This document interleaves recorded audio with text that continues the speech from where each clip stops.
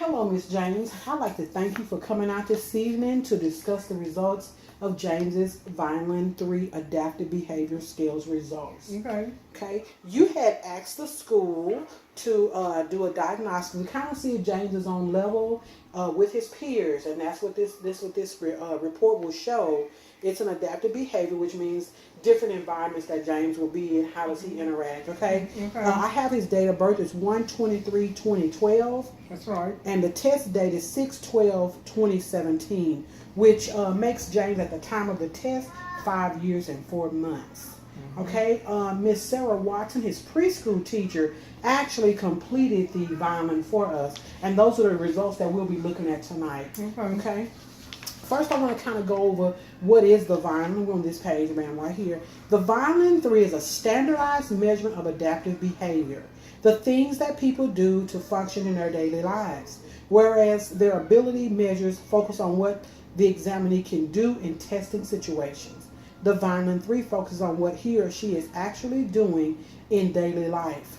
Because it is a norm-based instrument, the examinee's adaptive functioning is compared to that of their peers. So everything that we're going to discuss today, James is being compared with other 5-year-olds in his age group. Okay? I want to go back to the Vineland 3 examples. If you'll kind of flip back, we're going to be kind of going back and forth a little bit. I don't want to confuse you, but I want you to see what Miss Sarah actually used when she rated James. Just some examples. Okay. Under communication. Let me help you out. You have it? Okay. I think it's one more. There we go.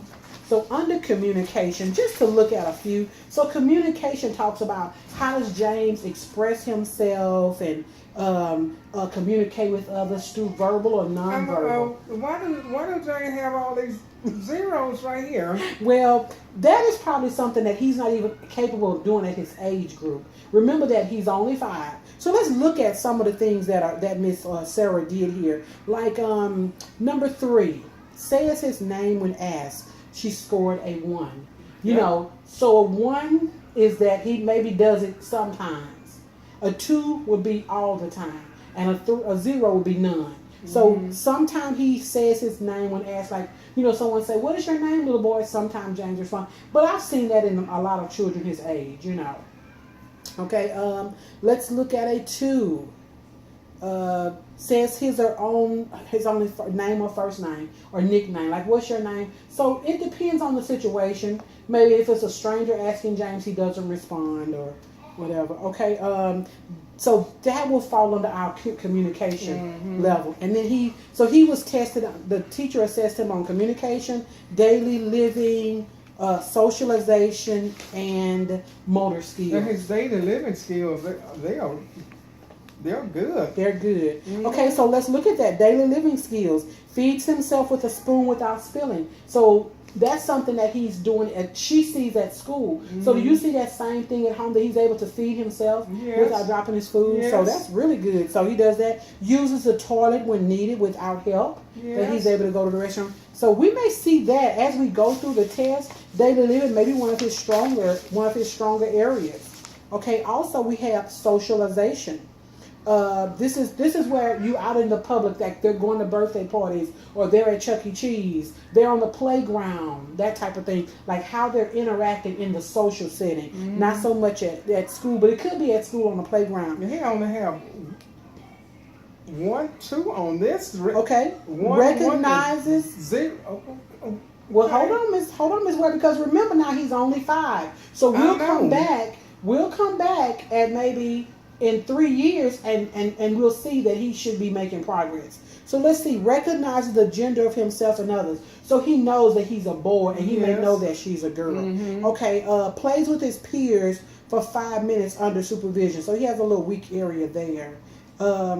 Responds politely when given something, like saying thank you. So he's doing that sometimes. And this number 4, help others when asked.